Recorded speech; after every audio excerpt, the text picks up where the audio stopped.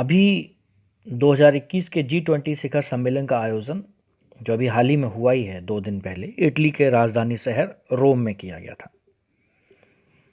इस शिखर सम्मेलन का जो उद्देश्य था कि विश्व का जो कुल ग्रीन हाउस गैसों के उत्सर्जन में जो G20 देश हैं उनकी 3/4 से अधिक की भागीदारी है।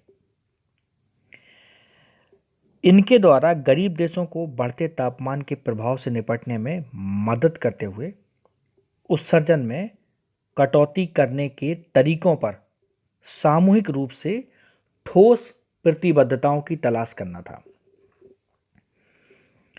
अब इस शिखर सम्मेलन के जो परिणाम क्या निकले, क्योंकि G20 समूह के नेताओं ने ग्लोबल वार्मिंग को पूर्व औद्योगिक स्तर से 1.5 डिग्री सेल्सियस तक सीमित करने के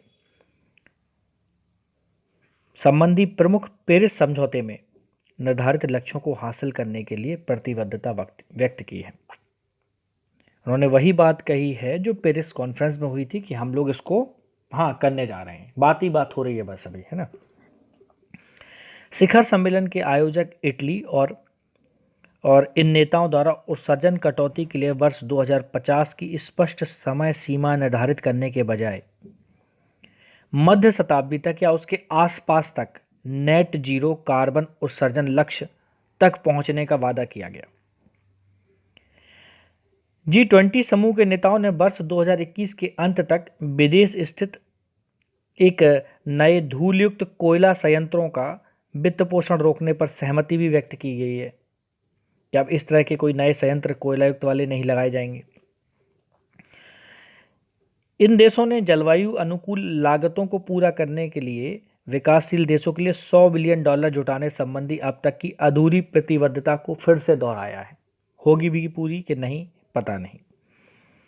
इन नेताओं ने एक अधिक स्थिर और निष्पक्ष अंतर्राष्ट्रीय कर प्रणाली बनाने के प्रयास के हिस्से के रूप में बहुराष्ट्रीय कंपनियों द्वारा न्यूनतम 15% कर चुकाए जाने संबंधी एक समझौते पर मंजूरी भी दी है कि अब वो न्यूनतम 15% कर चुकाएंगे। ठीक है। और इन्होंने कहा है कि विश्व स्वास्थ्य संगठन द्वारा शुरू किए गए विश्व के लिए एक उत्तम स्वास्थ्य उपागम वन हेल्थ अप्रोच के तहत अधिक टीकों की मान्यता देने और दक्षिण अफ्रीका, ब्राजील और अर्जेंटीना में स्थित mRNA हब्स में वैक्सीन उत्पादन हेतु पैसा और टेक्नोलॉजी दोनों देंगे। चलिए अब समझते हैं G20 समूह के बारे में, थोड़ा समझ लेते हैं। बैकग्राउंड जरूरी होता है कि आखिर ये G20 है क्या। G20 विश्व की सबसे बड़ी और सबसे तेजी से बढ़ती अर्थव्यवस्था वाले देशों का समूह है। इस समूह या कह लें इस समूह का विश्व की 85% जीडीपी पर नियंत्रण है। मतलब 85% जीडीपी को ये G20 कंट्रोल करता है। यह विश्व की 2/3 जनसंख्या को भी प्रतिनिधित्व देता है।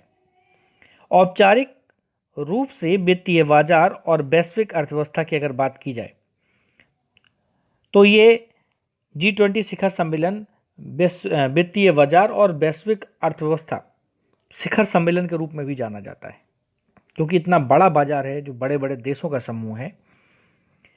1997 और 1998 के टाइम पे एशिया में एक वित्तीय संकट चल रहा था। उसके बाद यह स्वीकार किया गया था कि उभरती हुई प्रमुख अर्थव्यवस्थाओं के लिए अंतर्राष्ट्रीय वित्तीय प्रणाली पर चर्चा के लिए भागीदारी की आवश्यकता है। और 1999 में G7 के वित्त मंत्रियों के द्वारा G20 वित्त मंत्रियों और केंद्रीय बैंक गवर्नरों की एक बैठक के लिए सहमति व्यक्त की गई। G20 समूह का कोई स्थायी स्टाफ नहीं है और ना ही इसका कोई मुख्यालय है। हमेशा याद रखिएगा, G20 का कोई मुख्यालय नहीं है। G20 समूह की अध्यक्षता क्रमिक रूप से सदस्य देशों द्वारा की जाती है। अध्यक्ष देश अगले शिखर सम्मेलन के आयोजन और आगामी वर्ष में होने वाली छोटी बैठकों के आयोजन के लिए जिम्मेदार होता है। G20 समूह की बैठक में गैर सदस्य देशों को मेहमान के रूप में आमंत्रित किया जा सकता है। पूर्वी एशिया में वित्तीय संकट ने समूचे विश्व के कई देशों को प्रभावित करने के बाद G20 की पहली बैठक दिसंबर 1999 में बर्लिन में हुई थी। ये बहुत इंपॉर्टेंट फैक्ट है। अगर आप बात करेंगे G20 के वो कौन से देश हैं जो पूर्ण सदस्य देश माने जाते हैं, तो चलिए मैं आपको बताता हूं। देखिए, शुरू में जो G7 था उसमें रसिया जुड़ गया, तो बाद में हो गया G8, और इनके अलावा बाकी कुछ और देश जुड़ गए तो वो हो गया G20। मतलब तुर्की जुड़ गया, ठीक है, यूरोपियन यूनियन जुड़ गया, अर्जेंटीना जुड़ गया, ब्राज़ील जुड़ गया, साउथ कोरिया जुड़ गया, मैक्सिको, चाइना, इंडोनेशिया, है ना, सऊदी अरेबिया, इंडिया, ऑस्ट्रेलिया और साउथ अफ्रीका। तो इससे बन जाते हैं G20। बदलते समय में G20 समूह का योगदान पूछ सकते हैं कि अब क्या इसका यूज़फुल है कि नहीं है, क्योंकि वैश्वीकरण में या ग्लोबलाइजेशन में वृद्धि हो रही है और विभिन्न मुद्दों की जटिलता के मद्देनज़र हाल के G20 शिखर सम्मेलन में जो बड़ी अर्थव्यवस्थाओं और व्यापार पर ध्यान केंद्रित किए जाने के साथ साथ वैश्विक अर्थव्यवस्था पर अधिक प्रभाव डालने वाले विकास के कारण जलवायु परिवर्तन पे भी चर्चा की गई। इसके अलावा वहाँ पर ऊर्जा, स्वास्थ्य, आतंकवाद विरोधी अभियानों की भी बात की जाती है।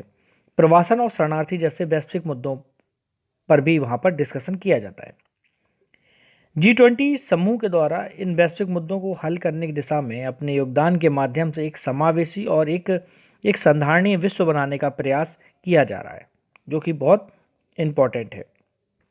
तो आप समझ गए होंगे G20 क्या है। क्या आपको लगता है कि हाल ही में जो G20 शिखर सम्मेलन मात्र वार्ता हेतु मंच बनकर रह गए हैं? अगर आपको ऐसा लगता है तो इस पे जल्दी से 200 वर्ड में लिखकर हमारे टेलीग्राम ग्रुप पर भेज दें। उम्मीद करते हैं कि ये इन्फॉर्मेशन आपको अच्छी लगी होगी। अगर अच्छी लगी तो चैनल को लाइक और सब्सक्राइब करना ना भूलें। जय हिंद।